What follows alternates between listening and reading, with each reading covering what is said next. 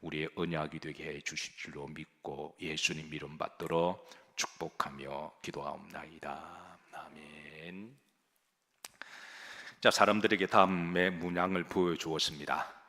대답은 하지 마시고 여러분들 이 문양을 보시고 제일 먼저 떠오르는 이미지가 뭔가요? 자, 학생들은 더하기라고 대답했습니다. 그런가 하면 이제 교통경찰관들은 사거리라고 대답을 했습니다. 군인들은 타겟이라고 대답을 했습니다. 산부인과 의사들은 배꼽이라고 대답을 했습니다. 자, 그렇다면 여러분들에게는 뭐로 보입니까? 당연 십자가로 보일 거예요. 우리 그리스도인들에게 있어서는 이런 문양을 보면 하다못해 길 가다가 뭔가 교차가 되면 십자가로 보입니다. 왜냐하면 사람이 심리는 참으로 묘하게도 자기가 평소에 가장 많이 생각하는 것, 가장 내가 보고 싶은 것을 보고자 하는 심리가 있기 때문에 어떤 사람은 가다가 그냥 철장이 꺾인 것만 봐도 십자가로 보고 하늘에 구름이 이렇게 교차가 돼도 십자가로 보고 그래서 우리는 이것은 당연히 십자가로 보이는 줄로 믿습니다. 앞으로 길 가시다가 자연을 보시다가 뭔가 교차가 되면 여러분 먼저 여러분의 마음속에 가장 항상 품고 있는 십자가를 바라보시기를 주의 이름으로 축복합니다. 자, 오늘 우리에게 주신 말씀은 이 말씀인데 머리가 좋으신 분들은 이 말씀을 암송하시고 사순절 기간 동안에 이 말씀의 은혜와 능력을 받으시기를 축복합니다. 따라서 하십니다. 십자가의 도가 멸망하는 자들에게는 미련한 것이요 구원을 받는 우리들에게는 하나님의 능력이 됩니다. 십자가 안에는 하나님의 능력이 있고 하나님의 축복이 있습니다. 분명한 것은 십자가를 잘 지면 하나님이 능력도 주시고 축복하시고 성공하게 하세요. 오늘 학생들이 좀 많이 나왔는데 우리 학생들에게 제가 성공의 비결을 가르쳐 드릴게요. 잘 들으세요. 내가 십자가를 지는 마음으로 공부하면 그 아이는 반드시 성공합니다. 공부를 할 때 대충 하는 게 아니라 정말 십자가를 지는 마음으로 죽기 살기로 하면 반드시 하나님이 열매를 주실 거예요. 인간관계를 할 때 내가 십자가를 지는 마음으로 인간관계를 하면 어디 가든 여러분들이 인정을 받을 겁니다. 여러분들이 앞으로 사회생활을 하고 직장생활을 할 때 내가 십자가를 지는 마음으로 그 사회생활, 직장생활을 열심히 하면 반드시 여러분들은 인정받고 성공할 거예요. 우리 학생들이 앞으로 신앙생활을 할 때에 신앙생활은 성도들과 한평생 같이 가는 거예요. 그래서 신앙생활을 할 때에 성도들과 함께 내가 십자가를 지는 마음으로 하면 여러분의 신앙생활은 성공하고 행복하고 재밌어집니다. 자, 우리 학생들, 자, 손을 들고 십자가를 지겠습니다. 자, 따라서 해요. 자, 주님, 제가 십자가를 지겠습니다. 자, 다음 세대의 주역들입니다. 분명한 것은 십자가를 지는 마음으로 공부하고 또 가정에서도 인간관계도 신앙생활도 직장생활도 그렇게 하면 하나님은 반드시 능력을 주시고 인정받게 하시고 하나님이 귀하게 서실 거예요. 우리 학생들뿐만 아니라 이 밤에 우리 모두에게도 십자가를 지는 그런 믿음이 있는 사순절 기간 되기를 주의 이름으로 축복합니다. 자, 바울은 십자가의 도를 강조합니다. 18절에 보면 따라서 하신다. 십자가의 도가 그랬습니다. 십자가의 도가. 도에 대한 사전적 정의가 이렇습니다. 깊이 깨우친 이치 그리고 마땅히 지켜야 할 도리. 그러니까 도, 우리가 흔히 도통했다 말을 하죠. 야, 도통했다, 도를 터득했다. 우리가 이 도를 많이 쓰는데요, 이는 깊이 깨우친 이치, 뭐에 대한 어떤 이치를 깨닫는 거죠. 그러고 나서 이제 지켜야 할 도리 깨닫고 내가 지키면 우리가 그런 사람을 우리가 도통했다라고 이야기를 하죠. 자, 그런데 성경에서 말씀하시는 이 도는 인간이 깨우치는 도, 윤리, 그리고 실천을 넘어서 그 이상의 영적인 의미가 있는데, 자, 다시 한번 고린도서 1장 18절에 보면, 자, 십자가의 도가 그랬습니다. 이게 십자가의 도, 여기를 원문에 보시면 그 십자가의 그 도라고 되어 있습니다. 그러니까 그 십자가의 그 도라고 되어 있는데요. 자, 여기는 이제 그 십자가의 그 도는 두 단어 합성 단어입니다. 먼저 그 도입니다. 원래 이 말은 로고스라는 말인데요. 이걸 이제 우리나라 말로 번역할 때에 이제 도라고 번역했습니다. 지금은 이 로고스를 말씀으로도 번역을 해요. 그런데 왜 도라고 번역했냐면 헬라 철학에 있어서 최고의 경지, 그리고 계시, 이성, 지혜, 최고의 도덕, 윤리, 이것을 총칭해서 로고스라고 불렀습니다. 단순히 말씀뿐만 아니라 최고의 어떤 진리, 이걸 이제 도라고 그렇게 번역을 했는데요. 그래서 여기에 이제 그 도 앞에 정관사 그가 있습니다. 그러니까 세상에 많은 도가 있지만 삼강오륜, 우리 학생들 삼강오륜 알아요? 삼강오륜. 요즘 윤리 시간에 그거 안 배우나요? 자, 우리 어른들은 삼강오륜 알죠? 아니, 안 배우셨나요? 자, 삼강이 뭐냐 하면 우리 학생들 봐요. 보세요. 한강, 낙동강, 대동강. 오늘 집에 가셔서 삼강오륜이 뭔지 한번 찾아봐요. 수능이 나올 줄 몰라요. 어쨌든 우리가 다닐 때는 최고의 공자의 이 삼강오륜을 최고의 도라고 생각했는데, 성경 말은 그 도는 바로 그 십자가의 도를 말씀하고 있습니다. 그러니까 세상의 도보다도 훨씬 더 높은 그 도를 이제 성경은 가르쳐주고 있습니다. 자, 이제 그 십자가입니다. 그 십자가. 여기에도 정관사가 있습니다. 왜냐하면 예수님 당시 십자가가 많았거든요. 그러니까 십자가 역사를 유래를 찾아가면 어떤 사람은 페르시아까지 올라간다고 이렇게 기록을 하고 있습니다. 어떤 사람은 그 이전까지, BC 5세기까지 더 이전까지 역사적 근거를 이제 하는 사람도 있는데, 그리고 이제 옛날에는 그 십자가에서 많은 사람이 처형을 받았습니다. 그런데 오늘 바울은 성경은 그 옛날에 많은 형틀의 십자가와 다른 그 십자가, 바로 이제 차별되는 그 십자가를 말씀하고 있습니다. 바로 그 십자가는 예수님이 달리신 십자가를 말씀하고 있는 거죠. 그리고 그 십자가는 구약이 앞으로 오실 인류의 죄를 위해서 이제 나무에 달려 대속하시고 대신 죽으시는 바로 그 나무의 십자가 예언적 말씀이 있는데, 신명기 21장 23절입니다. 다 같이 합독하십니다. 그 지체를 나무 위에 밤새도록 두지 말고 그날에 장사하여 내 하나님 여호와께서 내게 기업으로 주시는 땅을 더럽히지 말라. 나무 위에 달린 자는 하나님께 저주를 받았습니다. 그러니까 옛날 구약에서는 죄를 지은 자가 받는 처형 중에 나무에 달려 그 죄값을 치르고 처형을 받는 제도가 있는데, 그 제도를 통해서 하나님은 앞으로 오실 메시아는 죄가 없어지지만 인류의 죄를 위해서 이제 인류의 죄를 대신해서 나무에 달려 죽으실 것임에 대한 예언이 있는 말씀이 주님께서 성취하신 분임을 드러내고 있습니다. 그래서 옛날에는 다른 십자가는 자기 죄 때문에 바라봐도, 그리고 많은 사람 자기 죄 때문에 죽었지만 예수님은 그렇지 않다라는 거예요. 그래서 다른 십자가임을, 세상 사람들이 죄인들이 진 십자가와 다른 그 십자가, 예수님이 지셨던 그 십자가, 그 십자가에는 하나님의 최고의 로고스가 있고 최고의 진리가 있고 최고의 도가 있고 최고의 계시가 있다는 말씀을 전하고 있습니다. 따라서 하십니다. 그 십자가의 그 도.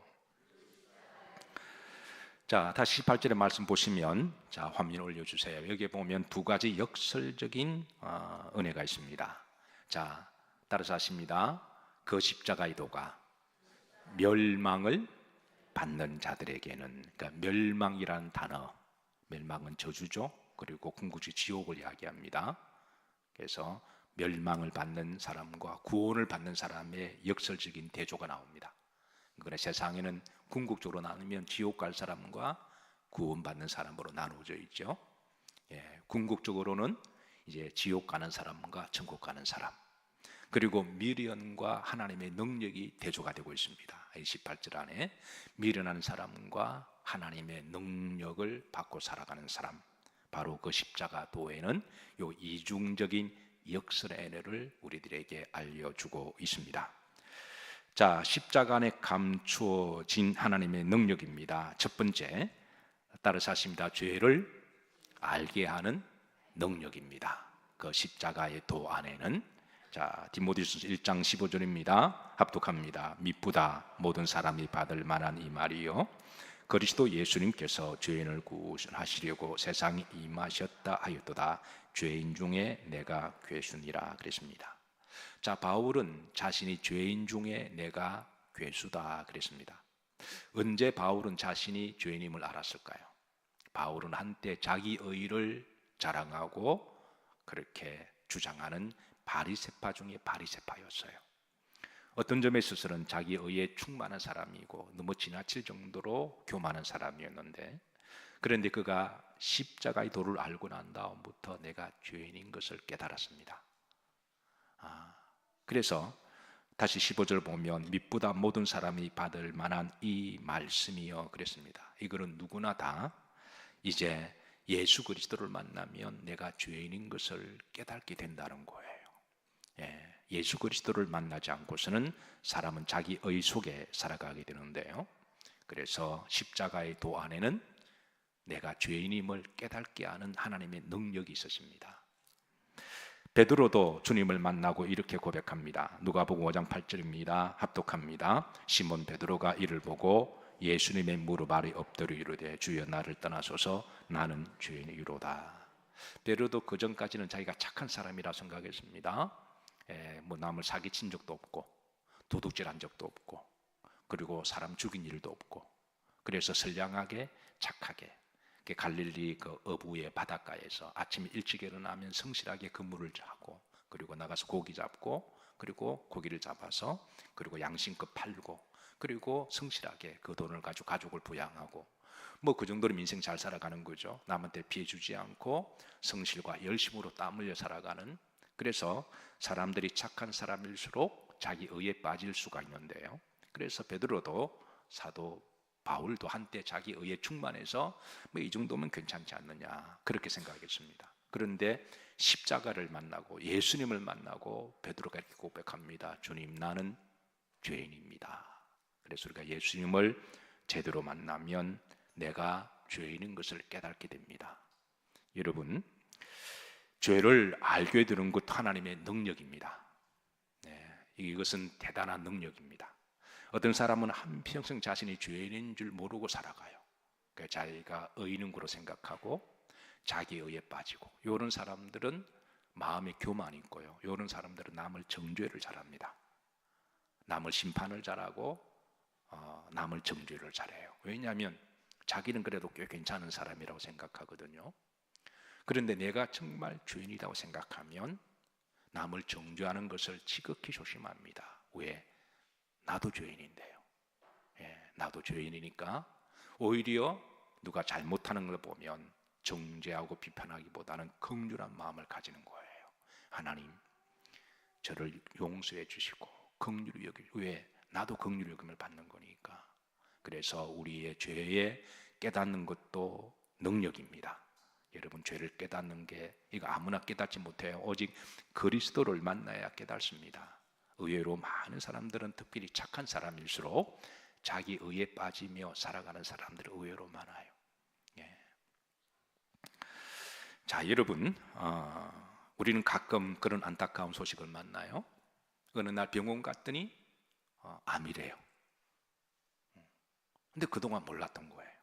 그동안 정기검사도 받고, 그리고 국민 의료보험도 있어서 해마다 건강검진 하잖아요. 그런데 그동안 이거를 발견하지 못했던 거예요. 어느 교인이 해마다 건강검진을 받았는데 그에 따라 좀 모처럼 좀 상세한 건강검진을 받았으면 좋겠다, 그런 마음이 왠지 마음이 들어서, 그래서 돈을 좀 더 주고 그냥 국가에서 하는 한 바퀴 돌리는 건강검진 말고 그래서 돈을 조금 더 주고, 아깝기는 하죠. 그게 뭐 100만 원 하기도 하고 200만 원 하기도 하니까. 그래서 이제 혹시라는 마음으로 했는데, 그게 위 뒤쪽에 뒤에 숨어 있는 암을 발견한 거예요. 한 바퀴 도는 건강검진을 통해서는 발견하지 못했거든요. 그런데 돈을 조금 더 주고 정밀하게 MRI를 찍고, 그래서 CT 촬영을 하고 몸을 구석구석, 그분은 한 400 정도 줬다 그러더군요. 사실 굉장히 부담되는 금액이죠. 예. 어쨌든 그랬는데 그걸 찾아낸 거예요. 그리고 나서 이제 큰 병원에 가서 정밀 검사를 하고, 그 의사가 하는 말이 이거 못 찾았으면 나중에 위를 다 드러내거나 어떻게 될 줄 몰랐습니다. 그러면 참으로 이렇게 잘하셨다고, 그런 제가 간증을 듣고, 그래 어느 기간 동안에 이제 기도하고 잘 수술을 해서 완치가 된 그런 사실이 있습니다. 그래서 여러분, 우리가 병을 찾아내는 것도 의사의 능력이죠. 그래서 우리가 내가 죄에 있는 것을 깨닫는 것도 하나님의 능력입니다. 그러니까 우리의 위대한 역사는 바로 거기에서 시작되는 거예요. 겸손도 거기에서 시작이 되고, 하나님의 은혜도 거기에서 시작되고. 자, 두 번째, 십자가 안에는 죄를 사하시는 하나님의 능력이 있습니다. 계시록 1장 5절에 보면, 자, 후렴절입니다. 자, 우리를 사랑하사 누구의 피로? 우리 죄에서 우리를 마시고 해방하시고 그랬습니다. 그 십자가 안에는 죄를 깨닫게 하는 능력을 넘어서 우리의 죄를 사하는 능력도 있습니다. 여러분, 자기가 죄 있는 걸 아는 것도 능력입니다. 그런데 내가 그 내 속에 있는 그 죄를 해결할 수 있는 것을 발견하는 것은 더 큰 능력이죠. 자, 제가 조금 전에 의사가 병을 찾아내는 것도 그 의사의 능력이라 그랬죠. 정말 의사를 잘 만나서 남들이 알지 못하는 그 숨어 있는 그 병을 찾아내는 것도 그 의사의 능력입니다. 그런데 찾기만 하고 치료를 못해요. 그러면 그게 또 문제가 됩니다. 찾는 것도 능력이지만 그거를 잘 완치하는 의사는 더 큰 능력이죠. 십자가가 그렇습니다. 십자가는 나의 죄를 깨닫게 하는 것도 능력이고, 그리고 십자가 안에는 우리 죄를 깨끗하게 하시는 하나님의 능력이 있습니다. 자, 세 번째입니다. 십자가 안에는 부활의 능력이 있습니다. 이것이 십자가 안에는 최고의 정점의 능력인데요. 마태복음 28장 6절입니다. 합독합니다. 그가 여기 계시지 않고 그가 말씀하신 대로 살아나시느니라. 와서 그가 누우셨던 곳을 보라 그랬습니다. 말씀하신 대로 살아나셨다. 자, 저는 십자가의 능력 중에 최고의 능력은 저는 부활의 능력이라고 믿습니다. 고린도서 15장 20절입니다. 합독합니다. 그러나 이제 그리스도께서 죽은 자 가운데 다시 살아나사 잠자는 자들의 첫 열매가 되셨도다. 그러니까 부활의 첫 열매는 예수 그리스도시고, 자, 첫 열매가 맺히면 그 다음에 또 열매가 맺히는 것을 전제로 하는 것이죠. 그러니까 첫 열매 다음에는 그 다음 두 번째 열매죠. 바로 두 번째 열매는 첫 열매를 믿는 그리스도인들이 주시는 부활의 열매를 말씀하고 있습니다.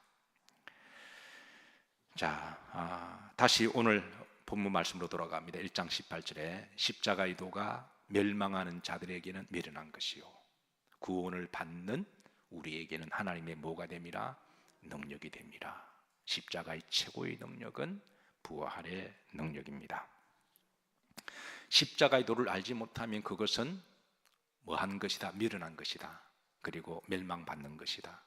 궁극적으로 지옥 가는 것이다. 이렇게 알려주고 있습니다. 여러분, 종교 중에 고난과 고통, 자기 학대를 숭배하는 종교가 있어요. 그러니까 이런 종교들을 일컬어 그냥 세디즘이라고 말을 하는데요. 그러니까 종교 중에 자기를 극도로 학대하고 자기를 채찍질하고 고난을 하고 그래서 고난이 강도가 심화될수록 인도의 여러 종파들 중에 그런 종교가 있습니다. 그 사람들은 모여서 채찍 가지고 등을 막 후리쳐요. 그러면 그 채찍 끝에 가시나 철이 달려 있어서 칠 때마다 살점이 뚝뚝 떨어져 나가거든요. 근데 피가 낭자되고 흘리는데도 그거를 통해서 그렇게 고통이 극도화되고 피를 흘려야 주변 사람들이 그 사람의 종교성이 있다고 박수를 치고 거기서 막 춤을 추고 그래요. 그래서 그렇게 해서 구원을 얻는다고 생각하는 종교를 세디즘 종교라고 그러는데요, 이런 종교가 의외로 많습니다. 그러니까 고난 자체가 목적이 되는 것이죠. 고통 자체를 자기들은 그 자체가 종교의 목적이 된 종교가 있습니다. 그리고 불교의 종파 중에도 대표적으로 티베트 불교가 그러합니다. 이 티베트 불교도요, 이제 고난과 고통을 통해서 어떤 도를 깨닫고 그리고 그것이 구원의 길로 가는 길이라고 생각하는데, 자, 여러분 다음에 한번 그림 보시죠. 그러니까 불교의 티베트 불교를 믿는 사람들이 이제 오체 투지라는 것을 잘 아시죠? 그러니까 어느 목적지부터 목적지까지, 그러니까 티베트의 라사라고 하는 곳에서부터 출발합니다. 그리고 목적지까지, 그 목적지를 도달하는 데는 한 1200km가 걸립니다. 1200km 같으면 서울에서 부산 이제 여수까지 한 3번 거리가 되기도 하는데요. 자, 그래서 이 길의 여정 가운데 저들은 히말라야 산맥을 넘어갑니다. 이게 앞으로 보면 히말라야 산맥이거든요. 1년 내내 가야 돼요. 그냥 딴짓 안 하고 오체투진 우리 몸의 5가지 신체 부위 중에 이제 이마, 그리고 양손, 양무릎, 이거를 바닥에 쫙 엎드려야 됩니다. 몇 걸음 걸을 때마다, 3걸음 걸을 때마다.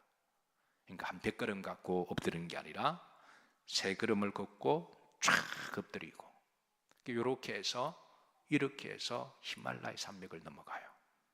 거의 1년 정도 걸립니다.